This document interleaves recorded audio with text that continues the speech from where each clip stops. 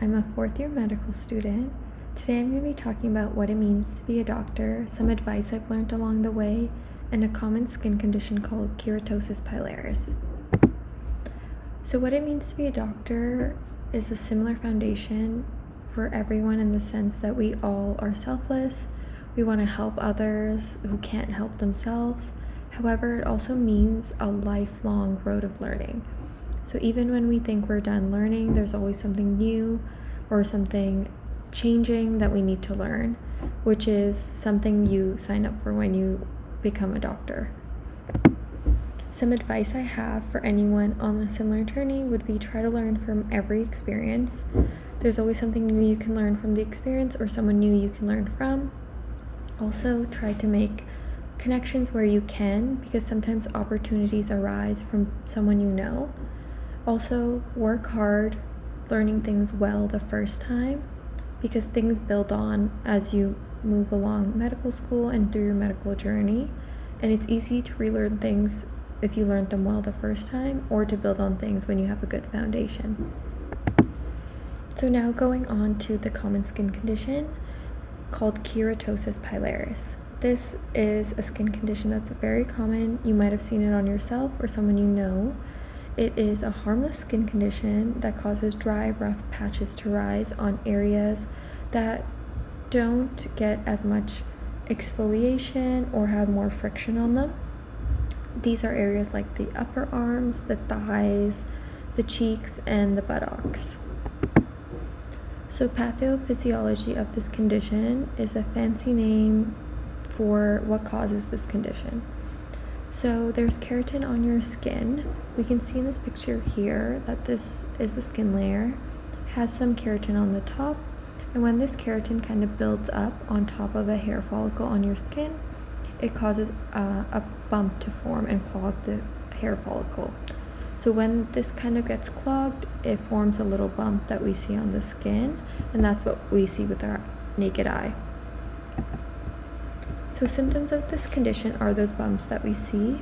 Based on what skin color you kind of have, these bumps can either be darker, lighter, or look red in some people.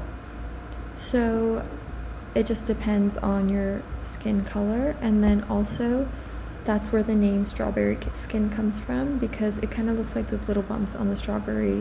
When you go to eat one, you can kind of see it. It is painless, it doesn't itch or hurt, but it's just dry, rough, and it kind of doesn't look as appealing to the eye. It worsens with some seasons, so when it's more of the drier months like winter, you can feel kind of more bumps coming on, and it usually resolves by the age of 30. Treatment for this condition is focused on removing skin cells and to prevent hair plugging of the follicles, and we diagnose this treatment based in the clinic, so we wouldn't need to do any further testing or imaging, so it's very straightforward method. It can't be cured, unfortunately, but we can prevent it from coming up, so exfoliating your skin in those areas, moisturizing with specific moisturizers like salicylic acid and retinoids. This helps dead skin cells kind of exfoliate and go away faster and unclog those pores. We can also use steroids and anti-inflammatory medications for more severe cases to decrease the inflammation and help with those bumps. There's some home remedies that also can be used, such as warm water, helps open up some of the pores. You can limit your bath time so you're not kind of soaking in your water, and it helps with not clogging the pores.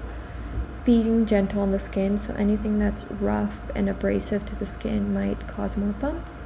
Using a humidifier as a treatment to help with those colder months and the drier times, and avoiding wearing tight clothing that might rub up against the skin. If we look kind of in this corner, these are just some over-the-counter medications on the right bottom picture that can be found in the stores. However, if you go to a dermatologist, they're able to prescribe some stronger medications, and then those will help exfoliate the skin. It has those medications that I mentioned earlier about salicylic acid and the retinoids. That's it for my presentation. Thank you.